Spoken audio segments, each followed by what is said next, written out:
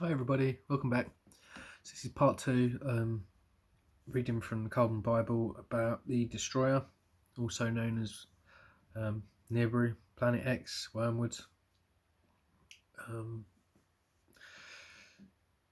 So just quickly before I carry on reading from where I ended the last video, back in the day when I was looking into conspiracies and stuff like a decade ago or whatever, I looked into Nibiru and the Anunnaki and all that stuff, all that mumbo jumbo, and one of the things it says about the planet Nibiru is that it returns every 3,600 years.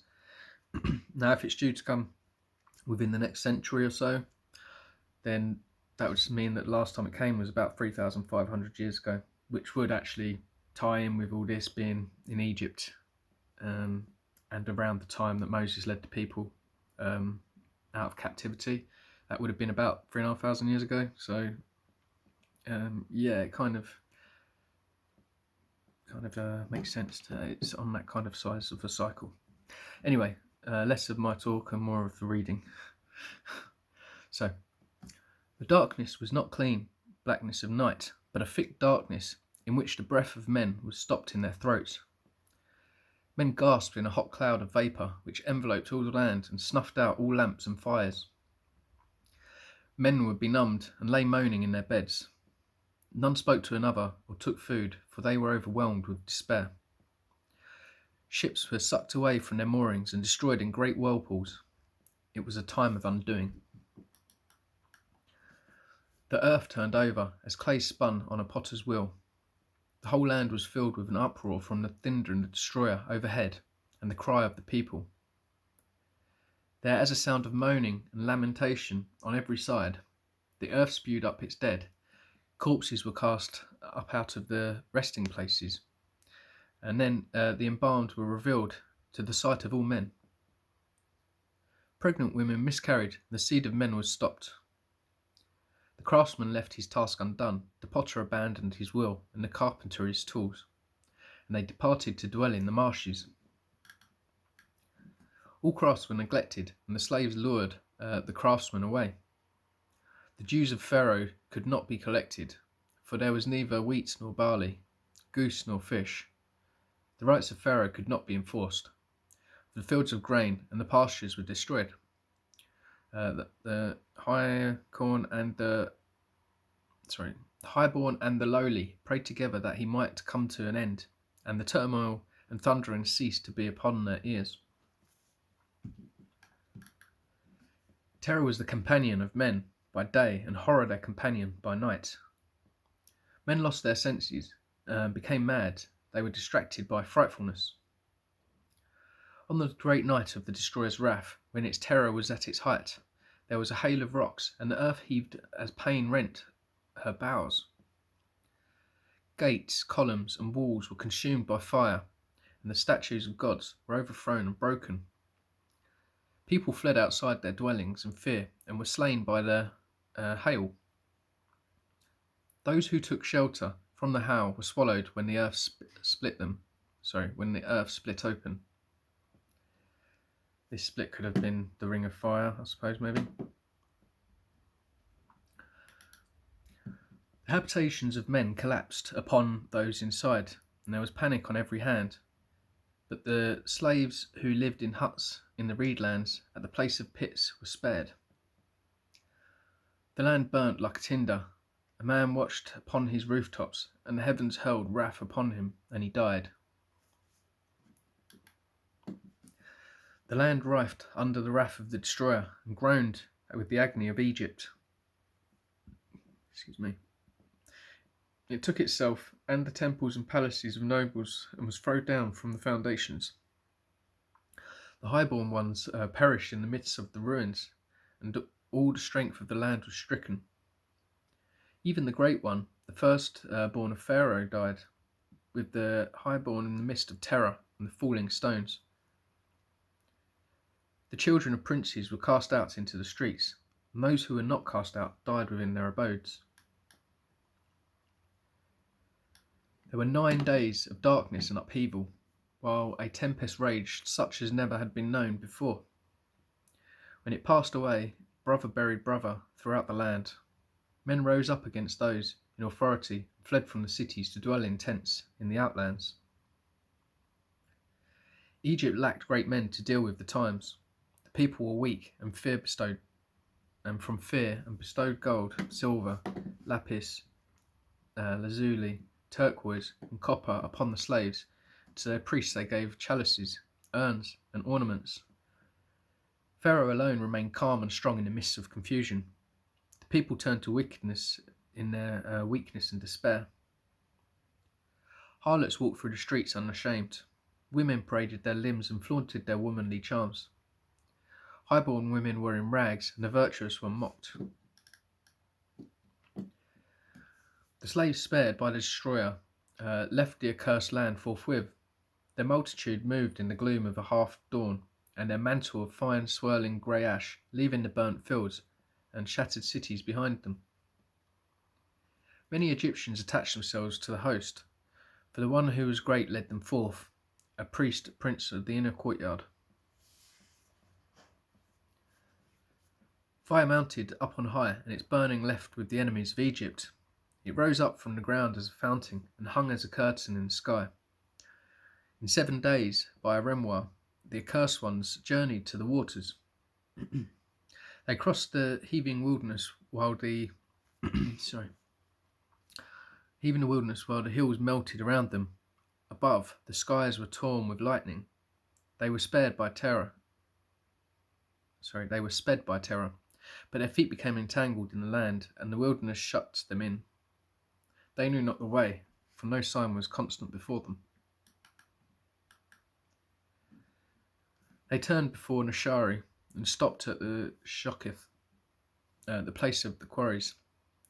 They passed the waters of Maha and came to the valley of Pikaroth, northward of Mara. They came up against the waters which blocked their way, and their hearts were in despair. The night was a night of fear and dread, for there was a high moaning above, and the black winds from the underworld were loosed, and fire sprang up from the ground. The hearts of the slaves shrank within them, for they knew the wrath of Pharaoh followed them, and that they were as no way of escape. They held abuse at those who led them. Strange rites were performed along the shore that night. The slaves disputed among themselves, and there was violence. Pharaoh had gathered his army and followed the slaves. After he departed, there was riots and disorders behind him, for the cities were plundered. The laws were cast out of judgment halls and trampled underfoot in the streets. The storehouses and granaries were burst open and robbed. Roads were flooded, and none could pass along them. People lay dead on every side. The palace was split, and the princes and officials fled, so that none was left with authority to command. The lists and numbers were destroyed. Public places were overthrown, and households became confised and unknown. Pharaoh pressed on in sorrow, for behind him all the desolation and death. Before him were the things he could not understand, and he was afraid. But he carried himself well, and stood before his host with courage. He sought to bring back the slaves, for the people said their magic was greater than the magic of Egypt. The host of Pharaoh came upon the slaves by the saltwater shores, but was held back from them by the breath of fire.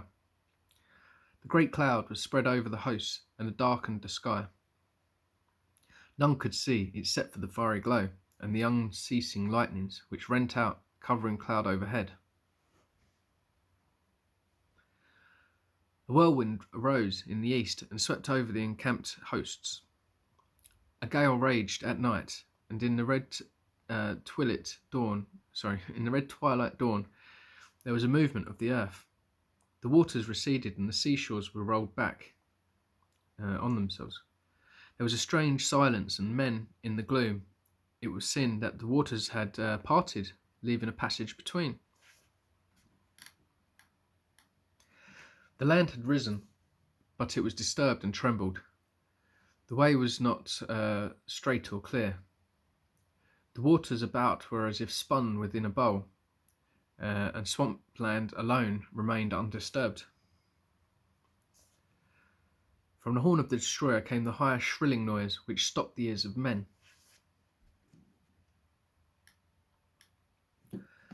The slaves had been making sacrifices in despair. Their lamentations were loud. Now before the strange sight there was hesitation and doubt. For the space of a breath they stood still in silence. Then all was confusion and shouting, some pressing forward to the waters against all who sought to flee back from the unstable ground. Then, in exultation, their leader led them into the midst of the waters, through the confusion. Yet many sought to turn back in the hosts behind them, while others fled along the empty shores.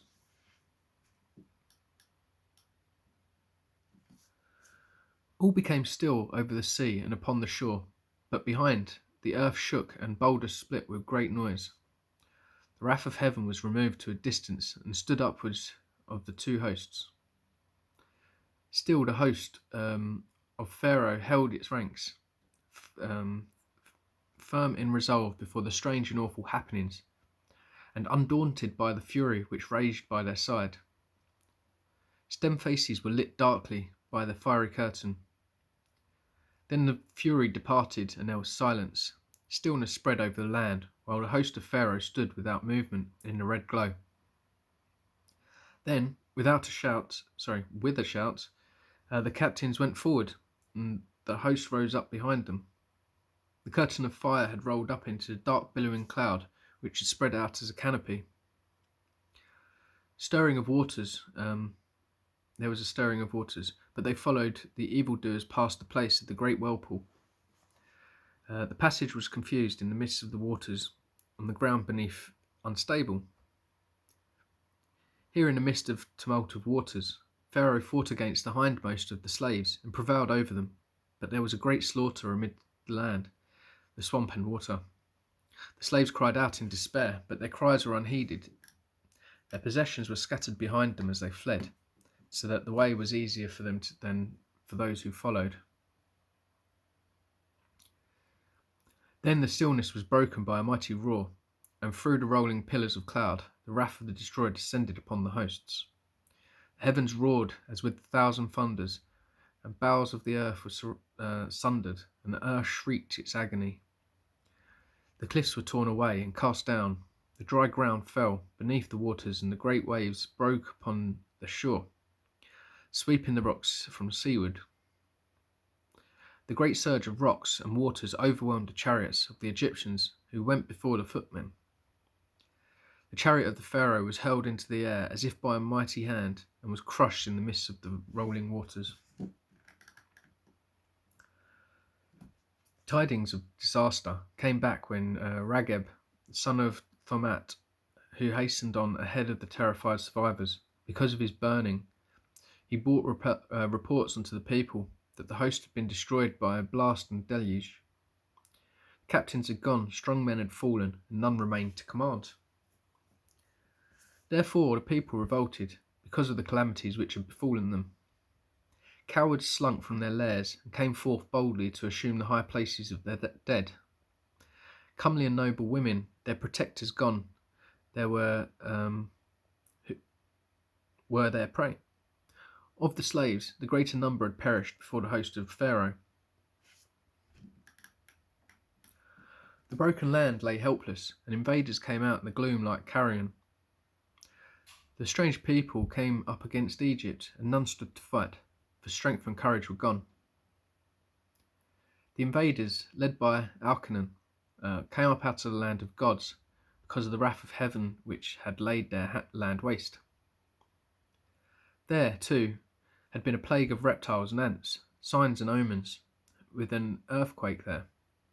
Also had been turmoil and disaster, disorder and famine, with the grey breath of the destroyers weeping the ground and stopped the breath of men.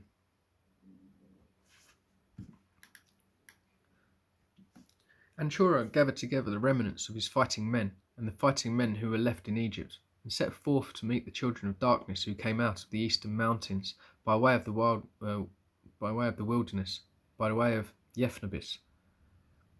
They fell upon the stricken land from behind the grey cloud, before the lifting of the darkness, and before the coming of the purifying winds. Ragab went with Pharaoh and met the invaders of Herosha, but the hearts of the Egyptians were faint within them. The spirits were no longer strong, and they fell away before the battle was lost. Deserted by the gods above and below, their dwellings destroyed, their households scattered, they were as men already half dead. Their hearts were still filled with terror, and with the memory of the wrath which had struck them from out of the heaven. They were still filled with the memory of the fearsome sight of the destroyer, and they knew not what they did. Pharaoh did not return to his city. He lost his heritage and was seized by a demon for many days. His women were polluted and his estates plundered. The children of darkness defiled the temples with rams and ravished women who were crazed and did not resist. They enslaved all who were left, the old, young men and boys. They oppressed the people, and their delight was in mutilation and torture. Pharaoh abandoned his hopes and fled into the wilderness beyond the province of the lake, which is in the west towards the south. He lived a goodly life among the sand wanderers and wrote books. Good times came again, even under the invaders, and ships sailed upstream. The air was purified, breath of the destroyer passed away, and the land became filled again with growing things. Life was renewed throughout the whole land. Kier taught these things to the children of light in the days of darkness, after the building of Rambadef, before the death of the Pharaoh Ankhed. It is written in this land and in our tongue by Luadar, who himself chose it for saving. It was not seen until the latter days. So yeah, this is the end of this book. This is the manner whereby the sacred records should be kept. So yeah, that's all there is about it, really, and that is the end of this text version. It's almost as if it's missing stuff. You know, where is chapter 7? It doesn't just end like that, does it? On this Kolbrin version that I've found as well, it doesn't end like that. It's got the Book of Britons, BRTs, the Book of Britons at the end. So this one is different, or has a different amount of text in it compared to the other one. So yes, I'll share all these as well, and if anyone wants to dig in and read, please do. And if you find anything else that's related to any of the topics I talk about, feel free to let us know. You know, that's like populations, resets, giants, anything like that. So, I hope you all enjoyed, and I'll look forward to speaking with you again soon. Take care. God bless.